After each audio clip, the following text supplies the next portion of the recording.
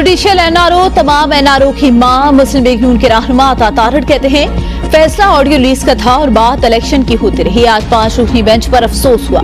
मुनीब नामी जज जिनका जिक्र ऑडियो में हुआ वो भी बेंच का हिस्सा थे। आपके अपने जजेस ने आपके ऊपर उंगलियां उठाई। फुल कोर्ट मीटिंग बुला लेते पर यह काम भी न किया गया। जस्टिस मुजाहिर अली अकबर का केस भी डिसमिस होकर रह गया।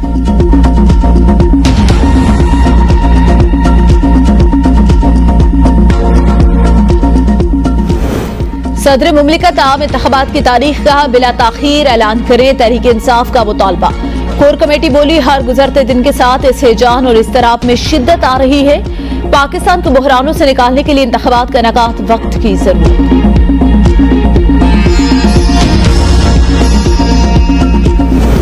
शहबाज शरीफ का कैंसर टेस्ट क्लियर, तिबी मुआयने के बाद कैंसर स्पेशलिस्ट की तस्दीक। साबिक वजीर आजम ने 2 हफ्ता कबल लंदन पहुंचने के फौरन बाद कैंसर के टेस्ट कराए थे। शहबाज शरीफ को साल 2000 में नायाब और खतरनाक कैंसर की तशखीस हुई।